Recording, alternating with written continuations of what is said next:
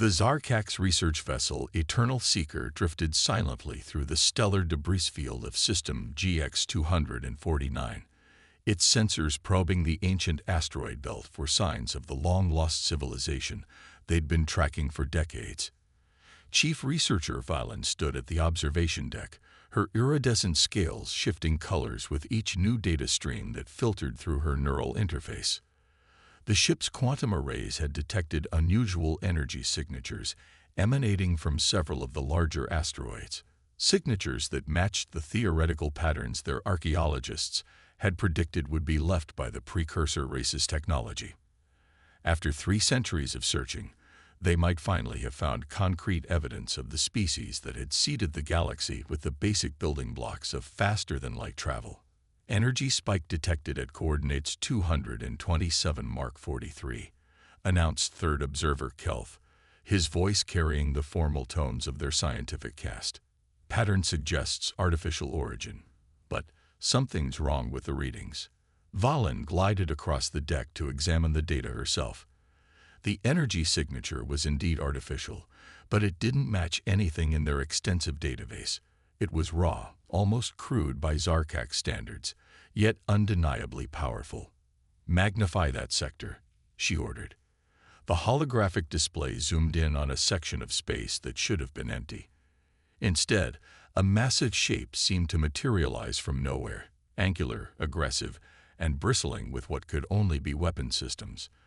The vessel's hull was dark and appeared to be absorbing their scanning beams rather than reflecting them. "By the first light," whispered Valen. "That's no precursor artifact." The unknown ship's design defied all Zarkak's aesthetic and engineering principles.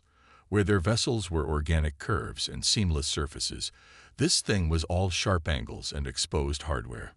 It reminded Valen of the primitive predators that had once stalked their ancestral oceans, all teeth and armored plates. "Multiple weapon systems detecting targeting locks," Kelth reported, his scales flickering with alarm patterns. "They're scanning us with some form of primitive but extremely powerful radiation-based system." Valen felt her heart's race. First contact protocols were clear. Establish communication through mathematical sequences. Demonstrate peaceful intent, and above all, avoid any actions that could be interpreted as aggressive. But something about this vessel sent primal warning signals through her neural net. "Begin transmission of the standard greeting package," she ordered, forcing calm into her voice. "All frequencies, all known communication protocols." The response came almost immediately, not in the expected form of mathematical acknowledgement, but as a focused beam of energy that passed less than a ship's length from their hull. The beam struck one of the nearby asteroids, instantly vaporizing several tons of rock. Warning shot, Valen realized. They're showing us their capabilities while giving us a chance to retreat. It was a surprisingly sophisticated approach for such an apparently primitive species. "Prepare to." She never finished the sentence. Multiple ships suddenly appeared from behind the larger asteroids, smaller vessels but clearly of the same origin. They had somehow masked their presence from even the Zarkak's advanced sensors. "How is this possible?" Kelth demanded. "Our quantum detection grid should have." "Evade." Valen shouted as the first volley of real weapons fire streaked toward them. The Eternal Seeker's automated defense systems engaged, throwing up energy barriers that barely deflected the assault. These weapons weren't the clean, efficient energy beams of civilized species. They were projectiles wrapped in exotic particles, designed to tear through shields and armor alike. The research vessel's engines screamed as they pushed to maximum acceleration, but the attacking ships matched their speed with ease. Valen watched in horror as more of the dark vessels emerged from hiding spots throughout the debris field. They had blundered into an ambush, she realized. But how had these primitives anticipated their arrival? "Emergency transmission to the collective," she ordered. "Unknown hostile species encountered in System GX-249. Highly advanced stealth capabilities. Aggressive intent. Requesting immediate." A massive impact rocked the ship, and the transmission cut off. Through the observation window, Valen watched as one of the alien vessels pulled alongside them, close enough to see marking on its hull in some angular script. The message was clear. They were being boarded. As emergency containment fields snapped into place and the sound of cutting tools echoed through the hull, Valen made a decision that would change the course of galactic history. "Initiate Emergency Protocol Omega-7, she commanded. "Preserve all research data and prepare for self-destruct. We cannot allow our technology to fall into primitive hands." But even as the countdown began, Valen couldn't shake the feeling that she had severely underestimated these primitives. The precision of their attack, the sophistication of their stealth technology, the coordinated nature of their ambush, all of it spoke of a species that had mastered the art of warfare in ways the peace-loving Zarkax had never imagined necessary. The last thing Valen saw before losing consciousness was a figure in sealed armor stepping through the breach in their hull.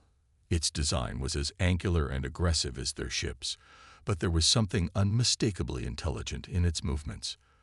These weren't mindless warriors. They were methodical, purposeful, and worst of all, curious.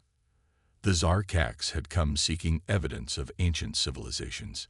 Instead, they had found humanity. And humanity, it seemed, had found them first. Admiral Sarah Chen stood in the command center of Luna Base, studying the holographic display of the captured Zarkax vessel. After 20 years of watching alien ships probe the edges of human space, humanity had finally decided to reach out and grab one. The fact that they'd managed to do so without destroying the vessel or losing a single human life was a testament to years of preparation and planning. "What's the status of their data core?" she asked, her voice carrying the weight of someone who knew exactly how much rode on this operation. Dr. Marcus Rivera, head of Xenotechnology Analysis, stepped forward. His dark eyes showed the fatigue of 48 hours without sleep. "Their encryption is unlike anything we've ever seen, Admiral. It's not just complex, it's alive somehow. Every time we think we've cracked it, it evolves." "Just like their ships," Chen mused, remembering how the alien vessel's hull had actually tried to repair itself after their boarding operation. "They've merged biological and technological systems to a degree we thought impossible." The hologram shifted to show the alien crew, now in medical stasis. Their iridescent scales and fluid movements had captivated the first teams to encounter them. But it was their neural interfaces that had really gotten the scientists excited. Direct mental links to their technology that made human computer systems look primitive by comparison. "And what about our guests?" Chen asked, though she already knew the answer. The alien crew had been treated with the utmost care. Their biology studied, their needs met, their dignity preserved as much as possible.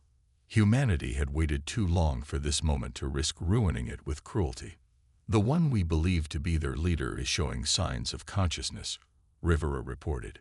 "Her neural patterns are stabilizing, and our xenolinguists think they're close to establishing basic communication."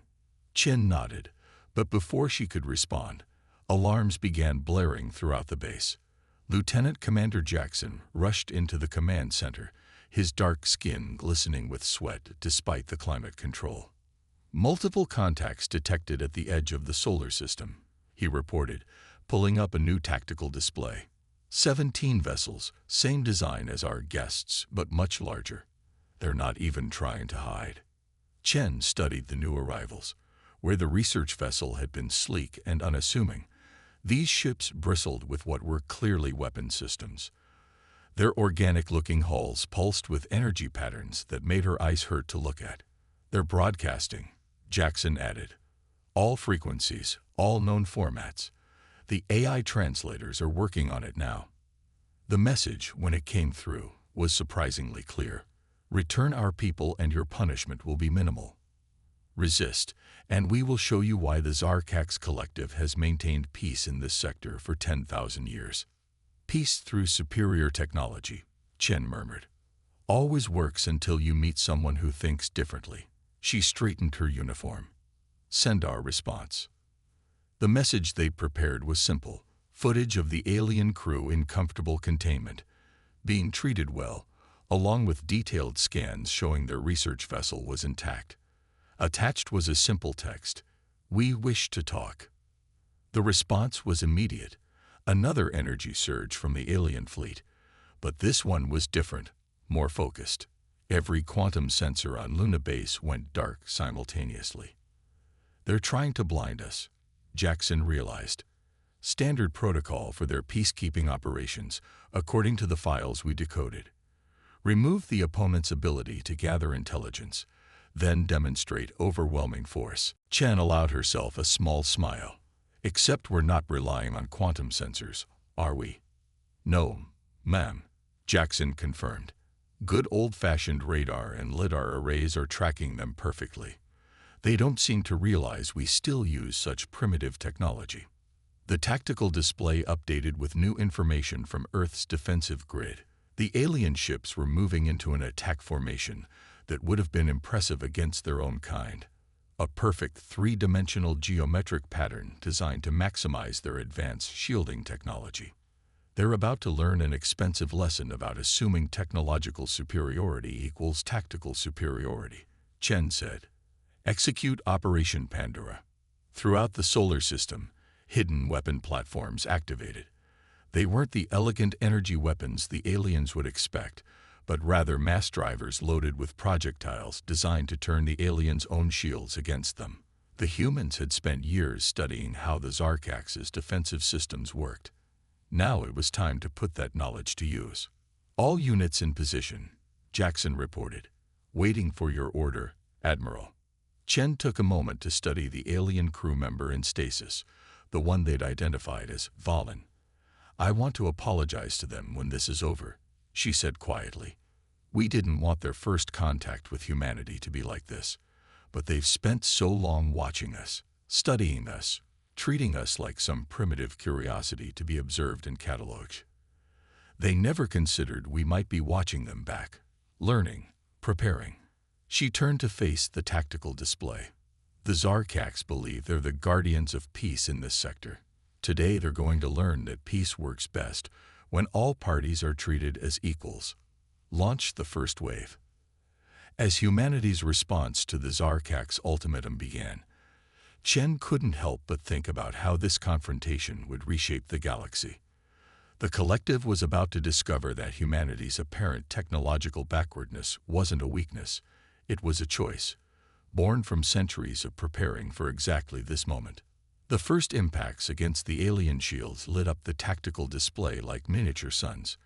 The real war for humanity's place among the stars was about to begin. Captain Maya Rodriguez watched from the bridge of the UES Ghost Runner as the first wave of human attacks struck the Zarkax fleet. The aliens' magnificent shield geometries, so perfect in their mathematical precision, shattered under the barrage of primitive kinetic weapons. But that was just the beginning of humanity's surprises. "Target Alpha is responding exactly as predicted," her tactical officer reported. "Their shield harmonics are destabilizing. They're attempting to compensate by redistributing power through their neural networks." Maya nodded, her augmented eyes tracking the battle data streaming across her retinal display. The Zarkax ships were already adapting, their organic tech hybrid systems learning and evolving in real time. But that's exactly what humanity had counted on. "Launch the second wave," she ordered. "Tell the Nemesis and the Shadow Boxer to execute their part of the dance." The primitive projectiles from the first wave hadn't just been simple kinetic weapons. They carried specially engineered bacterial colonies designed to interface with the biological components of Zarkax technology. Even now, those microscopic allies were spreading through the alien ship's organic systems, not to destroy them, but to make them sing with false data. The Zarkax fleet's perfect formation began to waver as their ship's neural networks reported phantom threats and non-existent damage. Their attempts to compensate only made it worse, creating feedback loops that forced their adaptive systems to chase shadows. "They're breaking formation," the tactical officer announced with careful professionalism, though Maya could hear the satisfaction in his voice. "Their command and control structure is fragmenting." Maya watched as the mighty Zarkax vessels, each one a masterpiece of biotechnology, began to move like drunk dancers. Their organic hulls pulsed with confused patterns as ship minds tried to process the conflicting information flooding their neural networks. "Send the message," Maya ordered. Across all frequencies in the mathematical language the Zarkax preferred, went humanity's second communication. "Your ships are not damaged. They are confused. This demonstration can end any time you wish to have a real conversation." The response came in the form of a massive energy surge as the Zarkax flagship attempted to burn out the bacterial infiltrators with raw power. Maya had to admire their determination, even as she pitied their predictability. "They still think this is about technological superiority," she mused. "Launch the third wave." This time, the human ships moved in close, dangerously close by conventional naval doctrine. The Ghost Runner and her sisters danced between the massive alien vessels, their own primitive hulls now revealing their true nature. What the Zarkax had dismissed as inferior metallurgy was actually a complex metamaterial designed to absorb and redirect energy in ways that violated what the aliens believed possible. Multiple enemy ships charging their main weapons, Tactical reported. "They're trying to target our engines." "Let them," Maya replied calmly. "Time to show them why we named this ship Ghost Runner." The Zarkax opened fire with their most powerful weapons, beams of coherent energy that should have vaporized the smaller human vessels. Instead, the human ship's hulls absorbed the energy, channeled it through their metamaterial structure, and redirected it in impossible ways. To the Zarkax sensors, the human vessels seemed to split into multiple ghost images, each one as solid as the original. "Their targeting systems are completely compromised," Tactical reported with something close to glee. "They can't distinguish between our real ships and the energy echoes." Maya allowed herself a small smile. The Zarkax had spent millennia perfecting their technology, achieving things humanity could barely comprehend. But they'd forgotten something crucial along the way: the value of thinking sideways, of finding unconventional solutions, of turning weakness into strength. "Their flagship is powering down weapons," Tactical announced. They're requesting communication." "About time," Maya said.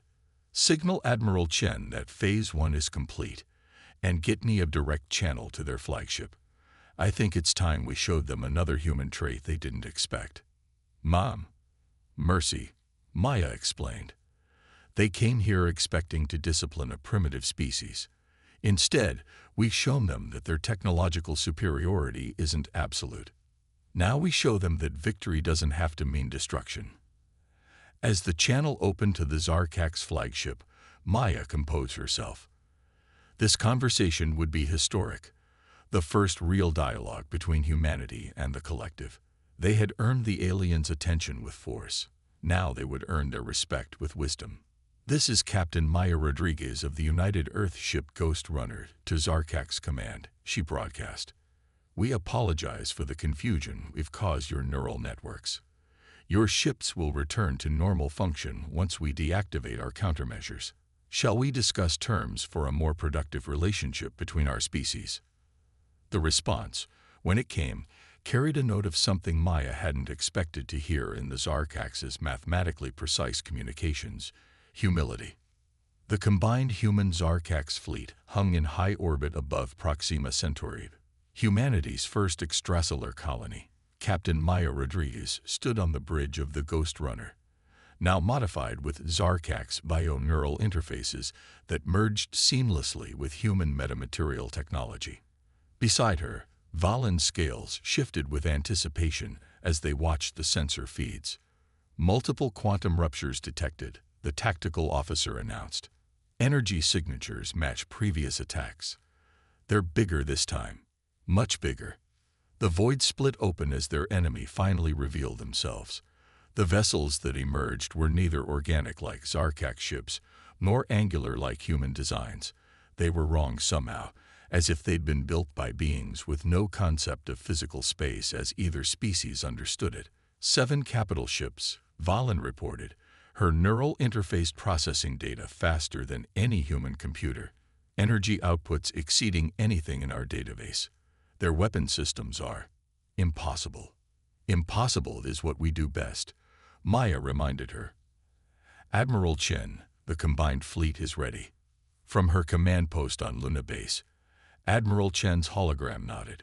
All ships, execute Operation Chimera.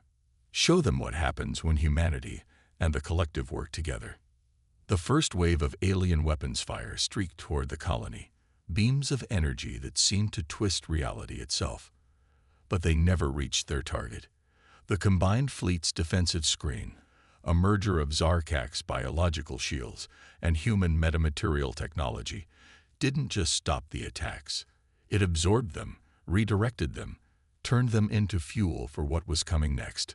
Phase 1 complete, Valen announced, her scales glowing with fierce pride. Their weapons are operating exactly as predicted. The laws of physics they're trying to break, we're breaking them better. Maya allowed herself a grim smile. Launched the hybrid drones. Thousands of small craft deployed from the fleet's carriers. Each one contained a human AI core wrapped in Zarkak's organic technology, creating devices that could think both digitally and biologically. The enemy ships fired again, but the drones moved in ways that shouldn't have been possible, their hybrid nature making them virtually impossible to target. The drones are interfacing with their systems, Valen reported, just like they did with our ships during our first battle, but now we're doing it together. Their biomechanical systems are far more advanced than ours, but they never conceived of merging synthetic and organic technology quite like this. The enemy fleet's formation began to break as the hybrid drones infected their systems with chaos. Human computer viruses wrapped in Zarkak's biological agents, evolving faster than any defense could adapt to them.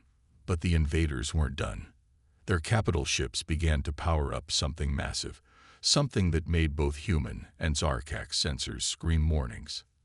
They're attempting to generate a quantum singularity, Valen announced, her scales paling. If they succeed, they'll tear this entire system apart. Now we show them why you don't threaten our homes, Maya said. All ships, execute Phase 3. Let's introduce them to humanity's greatest gift to the galaxy, escalation. The combined fleet's formation shifted, human ships interlocking with Zarkak's vessels in a pattern that looked chaotic but was precisely calculated. Energy began to flow between them, Zarkak's biological power systems feeding into human metamaterial constructs, building to something that had never been attempted before. Quantum singularity reaching critical mass, Valen reported.